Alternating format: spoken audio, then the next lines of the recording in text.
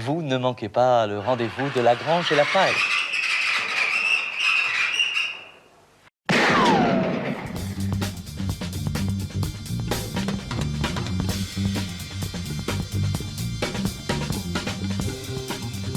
Bonjour à tous et bienvenue dans cette vidéo, comme tu peux le constater, en mode tchatch total. Bon, d'une part parce que je suis encore un peu malade, j'ai pas envie de me mettre debout, et d'autre part, je ne vais pas mettre beaucoup d'extraits dans cette vidéo parce que sinon ils vont me la striker, ils vont me saouler avec les droits d'auteur, machin, etc. Et j'en ai vraiment pas envie parce que là, j'avais envie de parler des deux plus grands groupes comiques de tous les temps.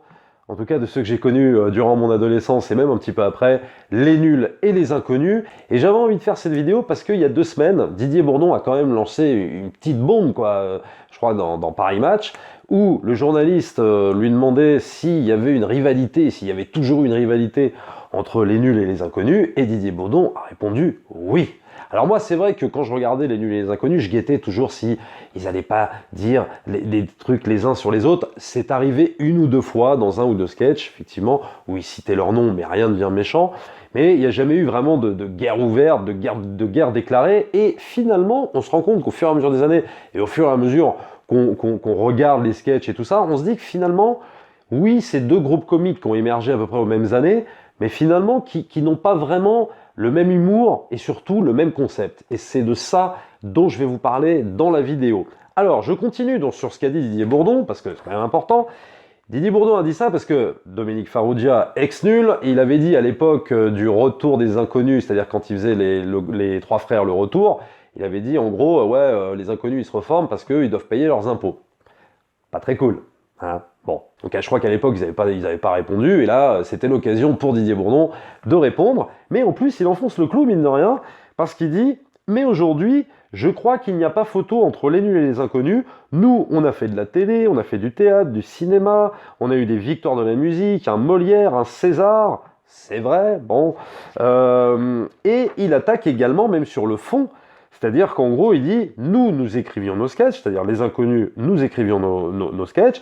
Ceux des nuls, c'était beaucoup l'œuvre de Jean-Marie Bigard, etc., etc. Alors, ça, c'est pas totalement vrai, parce que même si c'est vrai que les inconnus ont écrit, je crois, 100% de leurs sketchs, que ce soit au théâtre ou en télé, et même après au cinéma, les scénarios, les nuls, eux, c'est vrai, ils étaient entourés de pas mal de scénaristes qui coécrivaient leurs fausses pubs, leurs sketchs, etc., dont faisait partie aussi Jean-Marie Bigard, qui, je le rappelle, avait écrit, je crois, Tony Glandil. Voilà, la fameuse fausse pub, Tony Glandil. Mais c'est vrai que les nuls ont toujours coécrit. Ils ont écrit beaucoup de trucs seuls, mais aussi ils ont beaucoup coécrit. Et puis il termine en enfonçant un peu le clou quand même.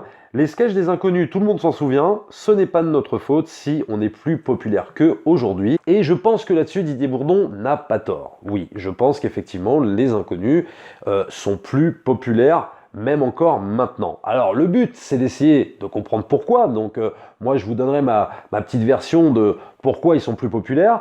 Et puis je vais vous parler de 2 autres choses dans cette vidéo, à savoir évidemment leur humour, mais leur humour qui n'est pas si proche que ça, et aussi la façon dont ils ont façonné leur carrière, c'est-à-dire comment ils ont abordé leurs différentes émissions, leurs différentes pièces, etc., etc. Alors la première chose qui va sortir justement de ça, c'est ce que j'appellerais l'humour conceptuel, c'est le concept. Et je dirais que les inconnus, par rapport à ça, ils restent dans une tradition de comique voilà, traditionnelle, pas très originale. Alors je parle pas évidemment de l'écriture, je parle de la forme, hein, qu'on se comprenne bien. C'est-à-dire que en gros les inconnus, comme n'importe quelle troupe de théâtre, comme n'importe quel one-man show, il vient sur scène, il a écrit tous ses sketchs, il récite ses sketchs et tout ça dans l'ordre qu'il veut, voilà. Pareil, quand ils ont fait la télé des inconnus. La télé des inconnus, c'était des émissions en fait, qui parodiaient la télé de l'époque, que ce soit TF1, Antenne 2, France 3, etc., etc. Et ils les mettaient un petit peu dans n'importe quel ordre, et puis voilà. Les nuls, c'est pas la même chose, et c'est très important de le signaler. En fait, les nuls, c'est quasiment tout l'inverse. Les nuls, c'est, on crée un concept d'émission, on fait un concept, voilà, que ce soit Objectif Nul, que ce soit Les Nuls l'émission, que ce soit, je sais pas, Histoire de la télé, et ensuite, on met de l'humour dedans. mais ils se sont toujours donné un point d'honneur à créer un concept. Parce que Didier Bourdon, il peut dire ce qu'il veut, il peut dire que oui, effectivement, ils ont gagné des Césars, ils ont gagné des prix, ils ont gagné je sais plus quoi, des victoires de la musique et tout ça, mais en attendant, est-ce que les Inconnus, par exemple, ont commencé leur carrière avec Objectif Nul? Objectif Nul, qui, je le rappelle, était quand même une série télé, et oui, sur Canal, c'est comme ça qu'ils se sont lancés d'ailleurs. C'est sorti en 87, et ils ont mis des personnages à bord d'un vaisseau spatial, et ils ont fait évoluer ça pendant, je crois, plus de 50 épisodes, avec les traditionnelles fausses pubs, les traditionnels faux JT, etc., etc. Et en fait, on se rend compte petit à petit que toute la carrière des nuls va se façonner sur cette histoire de concept. Parce que après Objectif Nul, ils vont faire le JTN, donc dans lequel ils se mettent dans la peau de 3 journalistes, et puis ils vont s'y tenir quoi, hein, pendant un an et tout ça, hein, avec toujours les fausses pubs. Ils vont faire TVN 595, dans lequel je vais longuement revenir. Ils ont fait donc La Nuit la plus nulle, ils ont fait tout ça. Ils ont fait ABCD Nul, Histoire de la télé, jusqu'à Les Nuls l'émission, où il y avait encore ce concept, inspiré certes du Saturday Night Live, ils s'en sont jamais cachés, hein, mais il y avait toujours ce concept de mettre un invité musical, un invité comédie, et de greffer les fausses pubs, le faux JT, etc., etc. autour de ça. Il y a toujours eu chez les nuls un concept, ce qui n'est pas le cas des Inconnus, et c'est là où je voulais en venir. Je vais vous mettre en comparaison deux choses pour que vous compreniez bien. En 88, les nuls sortent leur chef-d'œuvre. Alors moi, ce que je considère comme leur chef-d'œuvre, hein, je vous le dis très sincèrement, j'aime tout des nuls, mais ça, pour moi, c'est le chef-d'œuvre absolu, sorti en 88. Ça dure 1h40, ça a été diffusé sur Canal, et ça s'appelle TVN 595. Alors voilà. Alors qu'est-ce que c'est TVN 595 et pourquoi je vais la comparer avec la télé des Inconnus? Parce que TVN 595, c'est une journée de télévision, donc parodique, vue par les nuls, concept qu'ont repris les Inconnus 2 ans après, je le signale, donc en 90, avec la première télé des Inconnus. Et cette première télé des Inconnus va les faire exploser, quand même, les Inconnus. C'est-à-dire qu'ils étaient un peu connus avant, mais là, la télé des Inconnus va les faire exploser partout. Bon. Sauf que la télé des Inconnus, ça intervient 2 ans après TVN 595. Et là, tu vas me dire, oui, bon, bah en gros, c'est exactement la même chose. Oui, mais non. Parce que TVN 595, je rappelle encore que c'est un concept total. Pour t'expliquer, TVN 595, c'est le condensé d'une journée de télé en 1h30. Mais en mettant les émissions dans l'ordre dans lesquelles elles étaient diffusées à l'époque, nous, quand on regardait la télé fin des années 80. Je m'explique. C'est-à-dire que par exemple, TVN 595, ça commence par le téléachat avec Pierre Bellemare, le matin, tu vois, c'était ça qu'on avait le matin. Ensuite, tu as la speakerine qui va t'annoncer que tu vas avoir le feuilleton style Amour, gloire et beauté à 9h30. Et le feuilleton arrive vraiment, c'est-à-dire que la speakerine te l'annonce, c'est une couillonnade parce que tu as un des nuls qui est déguisé avec une perruque, la speakerine se fait buter, et le truc arrive quand même, tu vois, tu vois le feuilleton que la speakerine t'a annoncé. Et tout ça correspond aux horaires où nous on avait ces vrais programmes-là. Donc ensuite, t'as l'émission pour enfants, ensuite t'as le clip vidéo du matin, ensuite t'as le petit jeu avant midi, le jeu un peu roue de la fortune et tout ça, ensuite t'as le flash info de midi, vraiment, et tout se déroule dans l'ordre. Ensuite, tu as la speakerine qui t'annonce qu'ils vont diffuser l'énième feuilleton américain, machin, la parodie du feuilleton américain.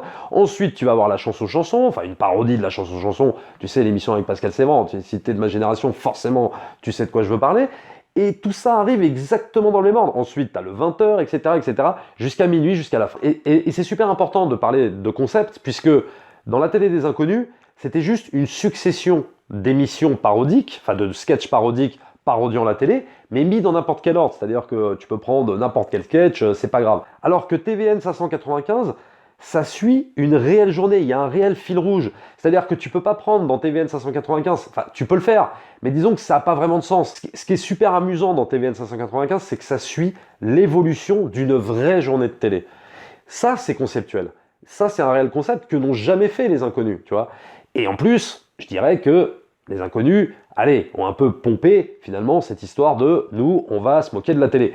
Même si les nuls n'étaient pas les premiers à le faire. Mais ce que je veux dire, c'est que la télé des Inconnus, pour moi, s'inspire de TVN 595, le concept en moins. Et on a surtout aussi une réalisation super bien léchée, on y croit à fond, ils y croient à fond à ce qu'ils font. C'est-à-dire que tu as l'impression, quand ils ont fait ça, qu'ils se sont dit, on est une vraie chaîne de télé et on va s'amuser avec ça. Et c'est tellement bien fait, tellement bien réalisé, que c'est hyper bluffant, quoi. T'as vraiment l'impression de regarder une vraie chaîne de télé, quoi, une chaîne de télé fictive. Ce qui n'est pas vraiment le cas avec la télé des inconnus. Et là, je parle toujours de la forme, attention, je ne parle pas de l'écriture et je ne parle pas de l'humour. Voilà. Avant d'attaquer l'humour, pareil sur la forme, on a l'impression quand même que les nuls ont toujours bien bossé, bien travaillé leurs fausses pubs, leurs faux JT, avec les musiques qui vont bien, avec le truc qui parodiait les musiques de JT, etc., etc. Je dirais que les inconnus là-dessus, ils ont été quand même un peu moins forts. Peut-être que, dû à des réalisateurs qu'ils ont pris, peut-être plus des réalisateurs de télé, faut voir un truc, c'est que les nuls, quand ils ont fait leur fausse pub pour les nuls l'émission, ils avaient le réalisateur de la Cité de la Peur. Il y avait un sens du cadrage, il y avait un sens du montage qui rappelait la vraie pub qui parodiait, tu vois. Moi, les fausses pubs de la télé des inconnus, la façon dont c'est réalisé, tu les regardes maintenant, je trouve que ça fait un peu cheap et ça me rappelle un peu, pour moi, du coup, le début des nuls. C'est-à-dire Objectif Nul, tu vois. Dans Objectif Nul, quand ils réalisaient des fausses pubs, c'est toujours très sympa, mais il y avait un côté cheap. Tu avais l'impression qu'il n'y avait pas beaucoup de budget, pas beaucoup d'argent. Et en fait, quand tu regardes 4 ans après les fausses pubs des inconnus, bah, il y a ce côté cheapos, quoi. Tu vois, il n'y avait pas, je trouve, ce soin apporté à la parodie de la pub ou la parodie du JT qu'ont toujours exigé en fait les nuls. Avec les nuls, il y a toujours eu un niveau d'exigence sur la forme qui m'a moi toujours bluffé et c'est peut-être en partie pour ça aussi que je préférerais toujours les nuls parce qu'il y a la forme en plus par rapport aux inconnus. Par exemple, tu vois, si tu prends ce DVD, donc ça c'est les inconnus, là j'ai envie de te dire que tu peux prendre n'importe quelle émission, donc ça c'est l'intégrale des émissions, hein, telle qu'elle a été diffusée à l'époque sur Antenne 2 et France 2 et tout ça, hein, c'est pas du tout un best-of, hein, c'est vraiment l'intégrale de toutes les télés des inconnus, mais le truc c'est que tu peux prendre n'importe quel, tu peux le prendre par n'importe quel bout, c'est juste pour moi une succession de sketchs, quoi, tu vois, et c'est la différence avec l'univers conceptuel des nuls, ça va même jusqu'au DVD, quoi. C'est-à-dire les DVD des best-of des nuls, ils sont dans un concept aussi. Et si tu les as, tu verras un peu ce que je veux dire. C'est classé, t'as les bandeaux de pub avant, t'as le truc qui va t'annoncer le journal avant. L'univers des nuls, c'est quelque chose de bien plus travaillé par rapport aux inconnus, si tu veux, qui sont dans un truc bien plus traditionnel sur le concept même d'émission ou de représentation théâtrale, quoi. Alors maintenant, on va en venir à l'humour, parce que c'est ça qui est très intéressant, et c'est de les comparer.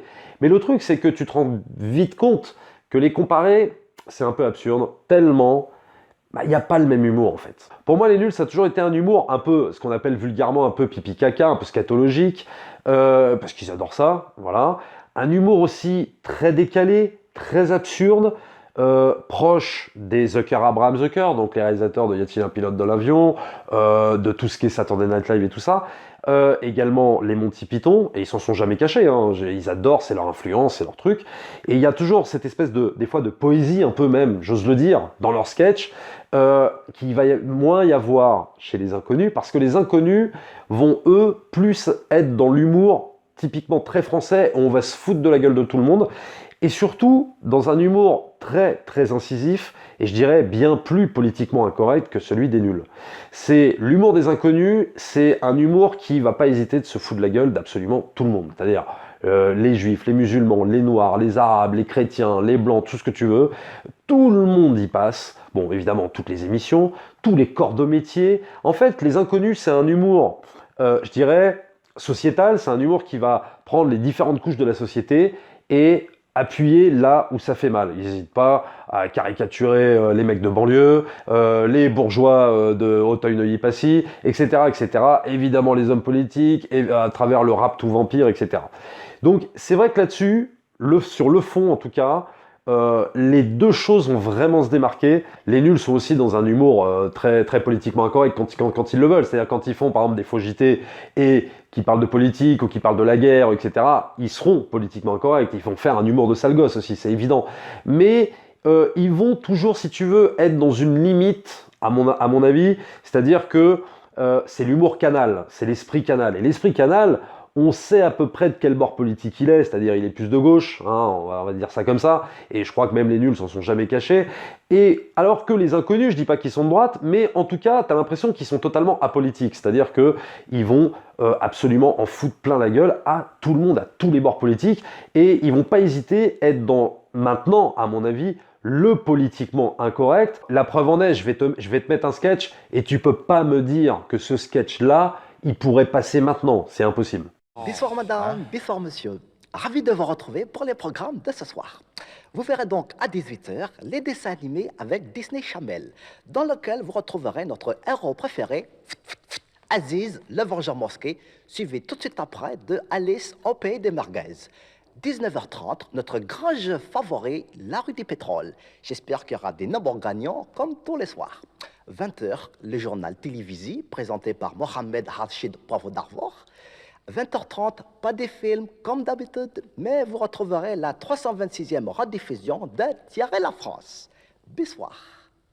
Bon voilà, t'as compris, moi ce sketch je l'adore bien évidemment, je le regarde, ça me fait hurler de rire. Mais le truc c'est que maintenant, ce sketch est diffusé, non seulement je crois qu'il passerait même pas en télé, c'est-à-dire que les producteurs, ils diraient non, tu peux pas faire ça, ou alors s'il passait, ils auraient toutes les associations derrière, machin, tout le monde monterait au créneau, tout le monde les traiterait de racistes, tout le monde les traiterait de ci, de ça, etc.